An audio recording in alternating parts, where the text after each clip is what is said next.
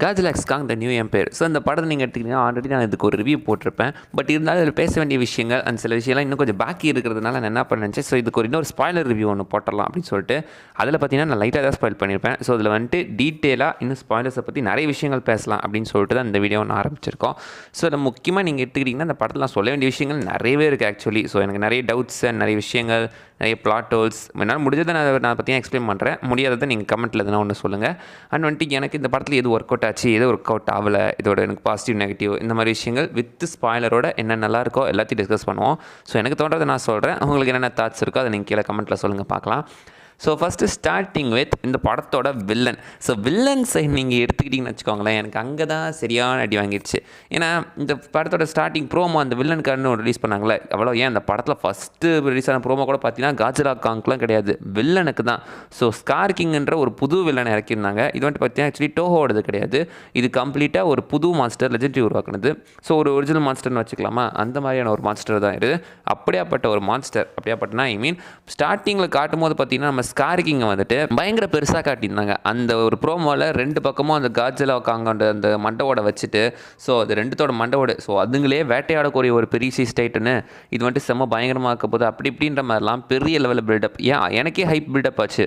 So இதுங்களுக்கே tough க்ரௌடாக ஒரு master வரப்போதா அப்படின்னு சொல்லிட்டு.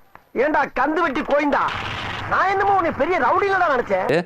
ஸோ வந்து பார்த்தா படத்தில் அந்த ஸ்கார் கிங் என்னடா பண்ணுச்சு அப்படின்னு கேட்டிங்கன்னா அது நல்லா தான் இருந்துச்சு வில்லன். பட் பார்த்தீங்கன்னா எக்ஸ்பெக்ட் பண்ண அளவுக்கு இல்லையோ அப்படின்னு சொல்லிட்டு எனக்கு ஒரு விஷயம். ஸோ இந்த இடத்துல லைட்டாக நான் கொஞ்சம் டிசப்பாயிண்ட் ஆகிட்டேன். ஏன்னா வில்லன் பார்த்தீங்கன்னா அந்த அளவுக்கு எனக்கு ஸ்ட்ராங்காக தெரியல. ஸோ ஸ்கார் கிங் நீங்கள் எடுத்துக்கிட்டிங்கன்னா அந்த படத்தில் விட்டு ஷீமோவை அதை கண்ட்ரோல் பண்ணிகிட்டு இருக்கோம்.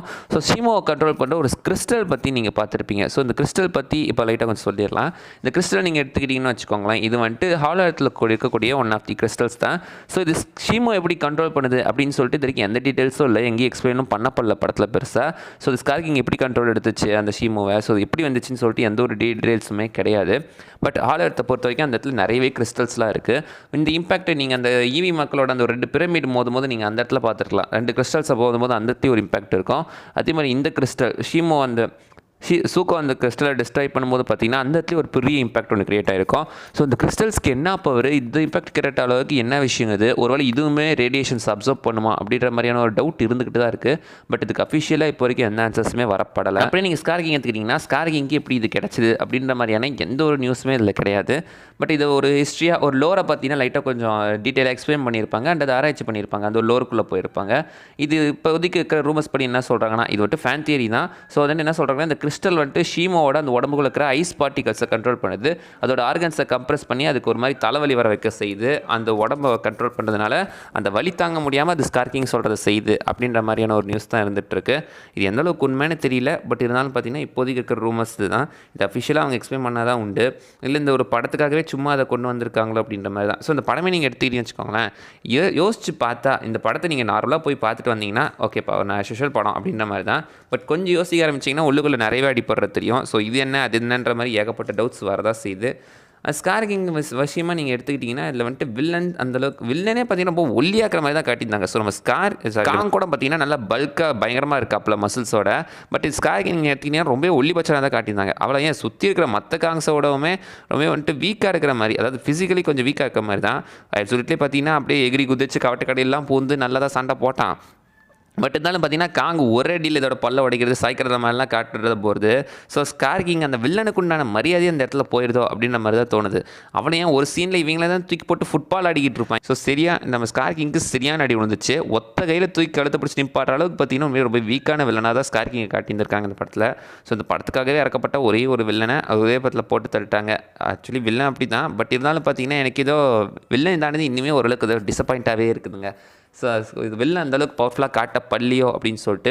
பட் இருந்தாலும் ஸ்டார்டிங்கில் நம்ம காங்கியே ஓட விட்டுருந்தாலும் அந்த வில்லனோட ரைட்டிங் வில்லன் அந்த ஒரு வில்லன் கேரக்டர் அந்தளவுக்கு பார்த்தீங்கன்னா எதுவும் பெருசாக தெரில. ஆப்சுவலி அது ஒரு மான்ஸ்டர் தான், மான்ஸ்டர்ஸ் தான் இப்படி தான் வந்துட்டுருக்கோம். பட் அதுக்குமே ஒரு இன்டெலிஜென்ஸ் இருக்கிற மாதிரி காட்டியிருப்பாங்க. அதை வச்சு இன்னுமே தான் பெஸ்ட்டாக பண்ண மாதிரி காட்டியிருக்கலாம். ஒரு சிரிக்கிற மான்ஸ்டர் நான் இன்றைக்கி தாங்க பார்த்துருக்கேன். அது சிரிக்கும் போதே பயங்கரமாக இருக்கும். ஆக்சுவலி ஸ்கார் கிங் பார்த்தீங்கன்னா அந்த வில்லனோட அந்த ரைட்டிங் படி நீங்கள் எடுத்துக்கிட்டீங்கன்னு வச்சுக்கோங்களேன், ஆஸ் யூஷுவல் நம்ம பல படங்களில் பார்த்த ஒரு வில்லனான ரைட்டிங் தான் ஆஸ் யூஷுவல். ஸோ ஒரு இடத்த ஆக்கிரமிக்கணும்னு நினைக்கிற வில்லன் அண்ட் ஒரு எப்படி சொல்கிறது, அது ஸ்கார் கிங்கோட ஸ்டார்டிங் நக்கல் சிரிப்பை நீங்கள் எடுத்துக்கிட்டிங்கன்னா எனக்கு பல வில்லன்ஸை ஞாபகப்படுத்துச்சு. ஸோ ஆக்சுவலி வில்லனா நீங்கள் எடுத்துக்கிட்டிங்கன்னா இது வந்துட்டு ஒரு பழைய ரைட்டிங் தான். பட் வந்துட்டு இந்த படத்தில் அது ஒரு மான்ஸ்டராக பார்க்கும்போது நமக்கு ஒரு டிஃப்ரெண்ட்டாக தெரிஞ்சு. ஏன்னா இது வரைக்கும் இந்த ஒரு வில்லனையுமே நம்ம இந்த மாதிரி ஒரு மான்ஸ்டராக பார்த்துருக்க மாட்டோம். ஸோ ஒரு மாஸ்டர் வர்ஸில் இந்த மாதிரி ஒரு வில்லனாக பார்க்கும்போது நமக்கு அது பார்க்குறதுக்கு கொஞ்சம் டிஃப்ரெண்ட்டாக தெரிஞ்சு. அதனால் இது ஓரளவுக்கு ஒர்க் அவுட் ஆச்சு. பட் வில்லன் ரைட்டிங் நீங்கள் எடுத்துக்கிட்டிங்கன்னா ஆஸ் யூஷுவலான ஒரு வில்லன் தான். நம்ம காங்கே நீங்கள் எடுத்துக்கிட்டிங்கன்னா வந்துட்டு நம்ம ராக்கி பாய் எனக்கு நிறைய இடத்துல ஞாபகப்படுத்தினாப்புல. கேஜிஎஃப் ராக்கி பாய் மாதிரி அந்த சுற்றியை தூக்கி அடிக்கிறது, ஸோ கோடாரி எவர் தூக்கி அடிக்கிறது, ப்ளஸ் அந்த அடிப்பட்ட மக்களுக்கு உதவி பண்ணுறது, அங்கே இருந்து அவங்களை காப்பாற்றுறதுன்னு சொல்லிட்டு நம்ம ராக்கி பாய் வேலையை இப்போ நம்ம காங்க எடுத்து பண்ணிட்டு இருக்காப்புல. அந்த வகையில் வில்லன் சைடு தான் எனக்கு கொஞ்சம் பார்த்தீங்கன்னா அடி வாங்குற மாதிரி ஒரு ஃபீல். அண்ட் இந்த இடத்துலையும் பார்த்தீங்கன்னா ஒரு சின்ன லாஜிக் மிஸ்டேக் இருக்குது. ஸோ நம்ம ஸ்கார் கிங்க்கு என்ன தான் வேணும் அப்சல்யூட்லி சொல்லியிருப்பாங்க, சர்ஃபேஸ் எடுத்து வந்துட்டு அதை விட்டு ஆக்கிரமிக்கணும் அப்படின்னு சொல்லிட்டு. பட் சர்ஃபேஸ் இடத்துல இது பார்க்குற அளவுக்கு அப்படி என்ன இருக்குது, சர்ஃபேஸ் இடத்துல இப்படி இது என்னத்தை ஆள போகுது அப்படின்னு சொல்லிட்டு.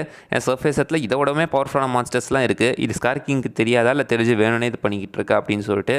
ஏன்னா நம்ம காஜிலாவே பார்த்தீங்கன்னா நம்ம காஜிலாவே கிட்டத்தட்ட காங்கே டிஃபீட் பண்ணுற அளவுக்கு போயிடுச்சு. ஸ்கார் கிங் என்ன தைரியத்தில் சர்ஃபேஸத்துக்கு போக நினைக்குதுன்னு எனக்கு தெரியல.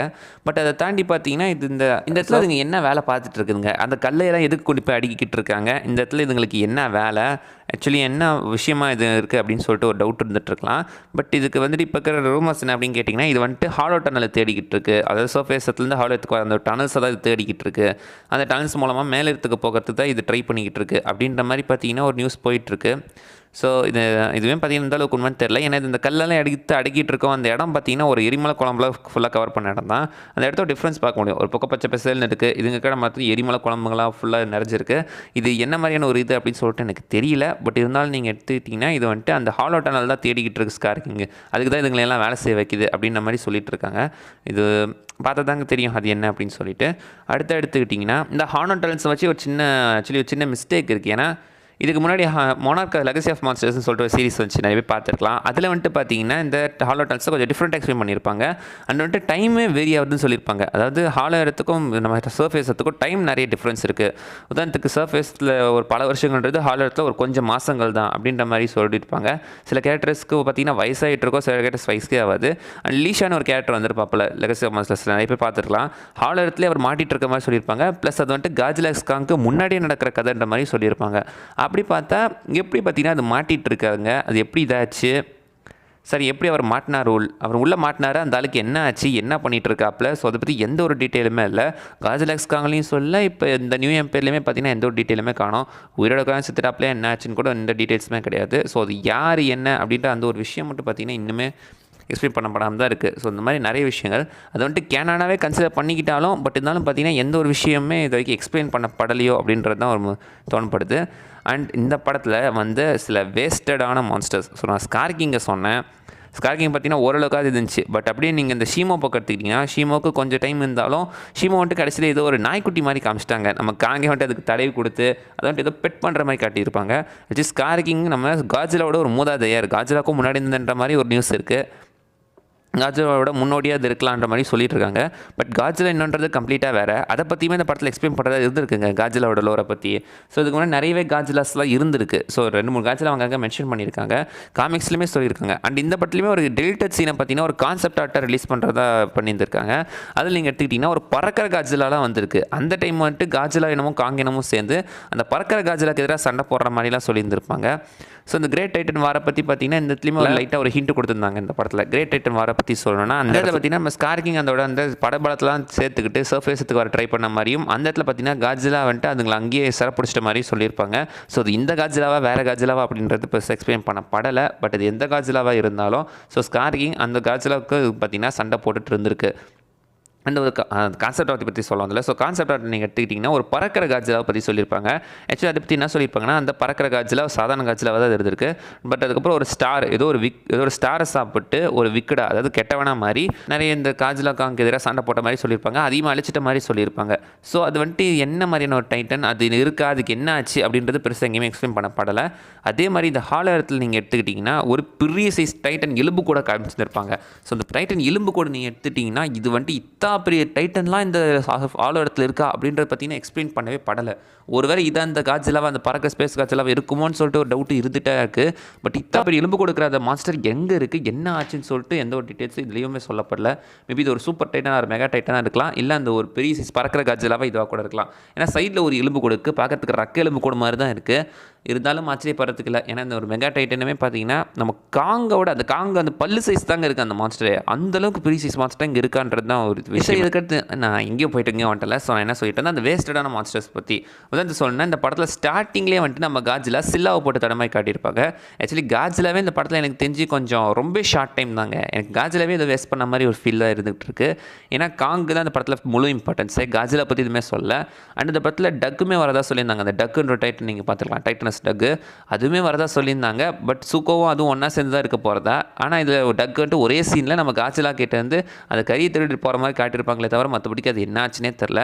அண்ட் இந்த படத்தில் நிறைய டைட்டன்ஸ் வந்துருக்கு ஆக்சுவலி. பட் எதுவுமே என்னன்னு சொல்லிட்டு எக்ஸ்பிளைனும் பண்ணல, அதுங்களுக்கு அந்த பர்ஃபெக்ட் ஸ்க்ரீன் டைமும் இல்லை.